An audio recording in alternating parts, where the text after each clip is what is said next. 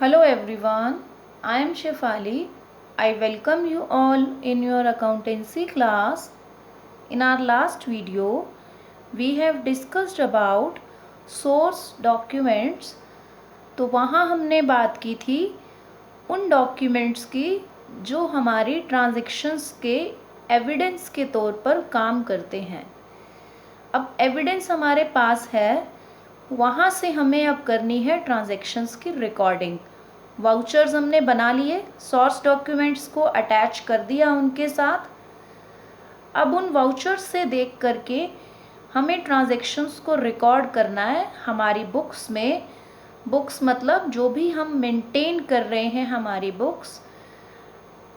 एक अकाउंटेंट जो है वो ट्रांजैक्शन को रिकॉर्ड करने के लिए जिन बुक्स को मेंटेन करेगा, उसमें जो प्राइमरी बुक होती है आपकी, प्राइमरी मतलब सबसे पहली बुक जो वो तैयार करता है, that is called book of original entry. Original entry क्यों लिखा यहाँ? क्योंकि ये ओरिजिनली ट्रांजैक्शन को जो पहली बुक में रिकॉर्ड किया जा रहा है वो इसमें है। तो प्राइमरी भी यही है, सबसे पहले हम इसी बुक में रिकॉर्ड कर रहे हैं और इसे हम कहते हैं journal, that is called journal. तो यहाँ ट्रांजैक्शंस को रिकॉर्ड किया जाता है क्रोनोलॉजिकल ऑर्डर में। क्रोनोलॉजिकल ऑर्डर का मतलब होता है डेट वाइज, कि जो भी ट्रांजैक्शन है वो जिस डेट को हो रही है उसी की सीक्वेंस में ट्रांजैक्शंस को रिकॉर्ड करना है। जैसे कि अप्रैल मंथ से हमने रिकॉर्ड करना शुरू किया, तो जैसे जैसे डेट्स आगे बढ़ेंगी उसी अकॉर्डिंग हमें ट्रांजैक्शंस रिकॉर्ड करनी है। सिंपल सी ये बात है कि मिक्स मैच नहीं कर देना, एक सीक्वेंस के अकॉर्डिंग आपको चलना है, टाइम के अकॉर्डिंग चलना है। जो पहले हो रही है वो पहले रिकॉर्ड होगी, उसके बाद उसी सीक्वेंस में आगे की ट्रांजैक्शंस चलेंगी। अब यहाँ पर एक और मेन बात आती है कि अगर तो आपके बिजनेस का साइज़ नॉर्मल है, छोटा साइज़ का बिजनेस है, तब तो आप ये सारी ट्रांजैक्शंस इस जर्नल में रिकॉर्ड कर लोगे। मीन्स मिक्स होंगी ट्रांजैक्शंस, हो सकता है आप परचेज करो उसकी ट्रांजैक्शंस होंगी, सेल्स की होंगी, कैश किसी को पे करोगे, रिसीव करोगे, एक्सपेंसेस आपके जो हैं वो आप पे करोगे, कोई इनकम भी हो सकती है आपको। तो इस तरह से ये मिक्स नेचर की ट्रांजैक्शंस आएंगी, किसी दिन कोई ट्रांजैक्शन होगी, किसी दिन कोई, तो वो सारी आप रिकॉर्ड करते जाओगे जर्नल में। डेट वाइज क्योंकि रिकॉर्ड करनी है, तो हो सकता है आज मैंने परचेज़ की रिकॉर्ड की, उसके बाद मैंने कहीं से कोई कैश रिसीव किया, उसके बाद वो आ गई, फिर कुछ सेल किया, फिर कुछ परचेज़ किया, तो ऐसे मिक्स फॉर्म में ये ट्रांजैक्शंस रिकॉर्ड होती जाएंगी। बट कई बार बिजनेस का साइज़ इतना बड़ा होता है कि उसके लिए एक ही बुक के अंदर सब कुछ रिकॉर्ड करना पॉसिबल नहीं हो पाता। वही एग्ज़ाम्पल हमने जो पहले लिया कि जैसे हम लोग जब छोटे थे तो हम एक ही नोटबुक में सभी सब्जेक्ट्स का काम कर लिया करते थे, हमें दिक्कत नहीं होती थी। क्यों? क्योंकि वर्क थोड़ा ही होता था। फिर हम बड़े हुए तो जो है हमारा काम बढ़ने लगा, तो हमें लगा कि हमें हर सब्जेक्ट के लिए एक अलग नोटबुक की नीड है, ताकि काम मिक्स ना हो जाए, हम कंफ्यूज ना हो जाएं। तो ऐसे बिजनेसमैन है, साइज़ अगर बिजनेस का बड़ा है तो वो ये कहता है कि इस जर्नल को क्यों ना मैं अलग अलग पार्ट्स में डिवाइड कर दूं। जैसे हमने अपनी अलग अलग सब्जेक्ट की नोटबुक लगा ली, तो ये भी जर्नल को कर देता है सब डिवाइड। तो उसी सब डिवीज़न को हम कह देते हैं सब्सिडरी बुक्स। ये भी बुक्स ऑफ ओरिजिनल एंट्री है, यहाँ पर फर्स्ट टाइम ही रिकॉर्ड होगी। बस यहाँ हमने अलग अलग कैटेगरीज बना देंगे कि कैश से रिलेटेड जो ट्रांजैक्शंस होंगी वो कैश बुक में। अब कैश वाली सारी कैश बुक में है, अगर कुछ उधार में परचेज करेंगे तो परचेज बुक में, कुछ उधार में सेल करेंगे तो सेल्स बुक में। ये मैं यहाँ पर क्यों बोल रही हूँ उधार में, मतलब क्रेडिट में, बिकॉज अगर कैश में करेंगे तो कैश बुक में रिकॉर्ड होगा वो, ओके, इस टाइप में हमें हमारी बुक्स मेंटेन करनी है अलग अलग।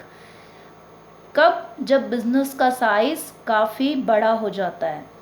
तो ये काफ़ी तरह की हो सकती हैं। आपने कुछ रिटर्न कर दिया तो परचेज रिटर्न, आपको कस्टमर ने कुछ रिटर्न कर दिया तो सेल्स रिटर्न बुक उसके लिए एक अलग से मेंटेन होगी, जहां वो सारी ट्रांजैक्शंस आएंगी जो कस्टमर हमें रिटर्न कर रहा है आके। और अगर हम किसी सप्लायर को कुछ रिटर्न कर रहे हैं तो परचेज रिटर्न बुक हमने मेंटेन कर ली। इससे क्या होगा, बिजनेसमैन को एक क्लैरिटी मिल जाएगी कि भाई मुझे परचेज से रिलेटेड सारी एंट्रीज परचेज बुक में मिल जाएंगी। तो उसने अपने जर्नल के कुछ पार्ट्स बना दिए, उन्हें कहा जाता है सब्सिडरी बुक्स। ज़रूरी नहीं है हर बिजनेसमैन इतनी सारी बुक्स मेंटेन करे। अपनी नीड के अकॉर्डिंग वो देख सकता है कि भाई मेरी कैश ट्रांजैक्शन ज़्यादा है तो मैं एक कैश बुक बना लेता हूँ, मेरी सेल की ट्रांजैक्शंस ज़्यादा है तो मैं एक सेल्स बुक भी बना लेता हूँ, परचेजिंग कम है मेरी तो परचेज के लिए मैं नॉर्मल जर्नल जो है मेरा जर्नल प्रॉपर बना लूँगा, उसमें मेक सम एंट्रीज कर सकते हैं। तो इस टाइप में बिजनेसमैन अपनी नीड के अकॉर्डिंग जो है बुक्स, नंबर ऑफ बुक्स उन्हें कितनी मेंटेन करनी है वो देख सकते हैं। अगर उन्हें लग रहा है छोटा ही बिजनेस है तो एक सिंगल बुक जर्नल के नाम से बनाकर उसमें सारा कुछ क्रोनोलॉजिकल ऑर्डर में रिकॉर्ड करेंगे। इन बुक्स में भी अगर अलग अलग भी मेंटेन हो रही हैं तो भी क्रोनोलॉजिकल ऑर्डर ही फॉलो होगा, मीन्स टाइम वाइज कि जो पहले है वो पहले रिकॉर्ड, उसके अकॉर्डिंग सीक्वेंस आगे। तो यहाँ आपको अब जर्नल के बारे में अब हम डिटेल में पढ़ेंगे क्योंकि हमारा जो चैप्टर है वो जर्नल के ऊपर बेस्ड है। नेक्स्ट जो चैप्टर होगा वहाँ सब्सिडरी बुक्स के बारे में डिटेल आएगी। तो जर्नल जो है वो बेसिकली क्या है, आपकी प्राइमरी एंट्री की बुक है जहाँ आप सबसे पहले ट्रांजैक्शंस को रिकॉर्ड करते हो, आपकी प्राइमरी बुक है। और यहाँ पर आप ट्रांजैक्शंस के बारे में पूरी डिटेल देते हो, उन्हें डेबिट और क्रेडिट में जो है वो कैटेगराइज करते हो कि एक ट्रांजैक्शन दो अकाउंट्स को अफेक्ट कर रही है, कौन सा अकाउंट डेबिट हो रहा है, कौन सा अकाउंट क्रेडिट हो रहा है, उसकी डिटेल देंगे हम।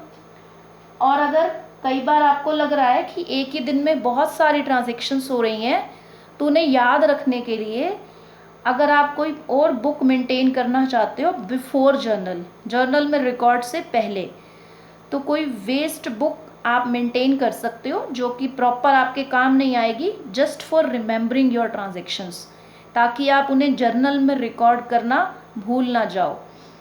या उसी को कहा जाता है मेमोरेंडम बुक, कि बस मैं ट्रांजैक्शन भूलूँ ना कोई भी, तो मैंने जैसे ही हुई एक बार उसको वेस्ट बुक में लिख दिया ताकि बाद में मैं उसको सही तरीके से जर्नल में रिकॉर्ड कर पाऊँ।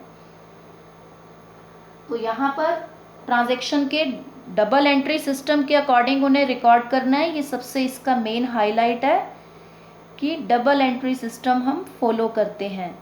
डबल एंट्री सिस्टम क्या कहता था कि कोई भी ट्रांजैक्शन है वो एट लीस्ट 2 अकाउंट्स को अफेक्ट करती है, मोर देन 2 को भी कई बार कर सकती है, that depends on the situation, जिनके बारे में हम आगे फर्दर पढ़ेंगे जब हमारी जर्नल एंट्रीज के न्यूमेरिकल होंगे हमारे पास।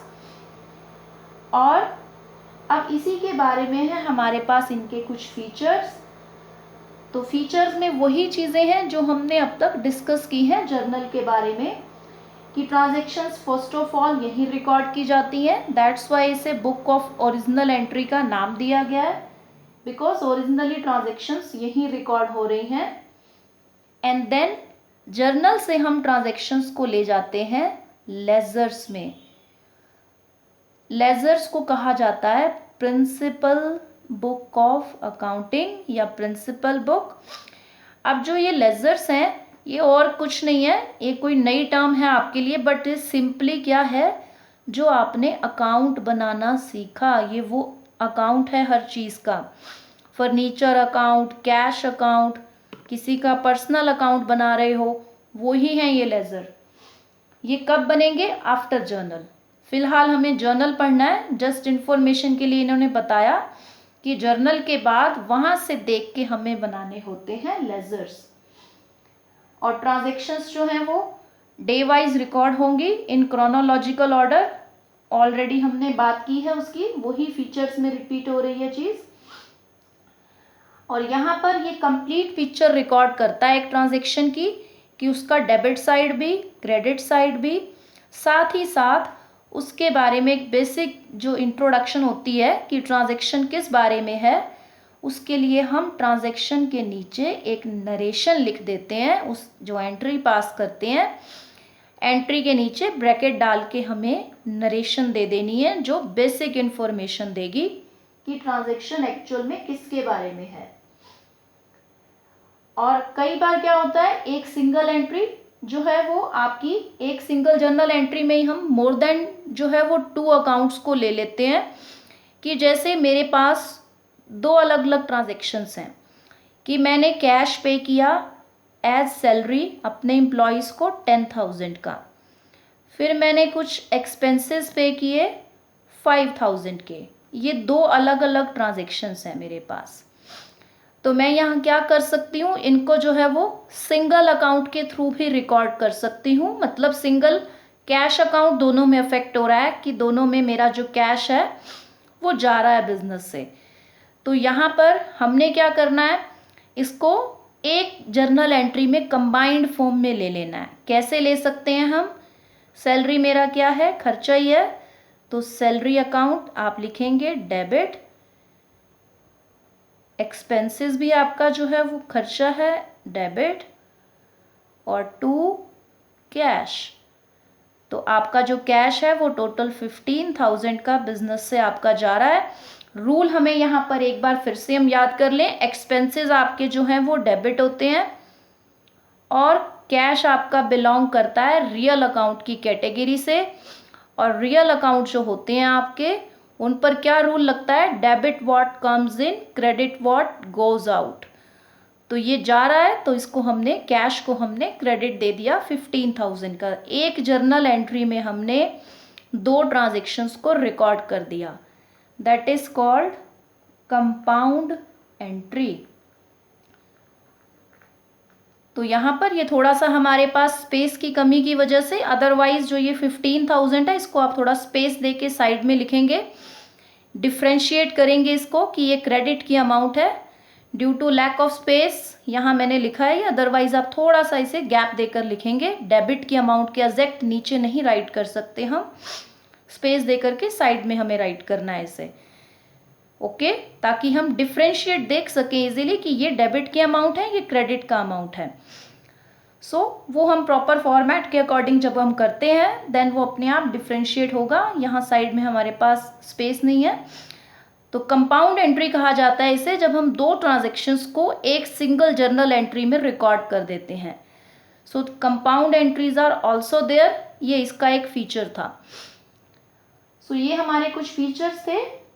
अब इसके फंक्शंस क्या हैं, फंक्शंस बेसिकली यही हैं हमारे पास कि ट्रांजैक्शंस के डेबिट और क्रेडिट एस्पेक्ट को रिकॉर्ड करना, और इसी के बेसिस पे हम लेजर पोस्टिंग कर पाएँ, वो भी इसका एक फंक्शन है। और ट्रांजैक्शन का एक कंप्लीट रिकॉर्ड रखना कि हमने उसकी नरेशन भी रिकॉर्ड कर दी, ताकि इन फ्यूचर हमें कुछ भी पता लगाना है तो हम जर्नल एंट्री देख के ईजीली पता लगा सकें। ये हैं इसके functions. That's all for today, thank you so much.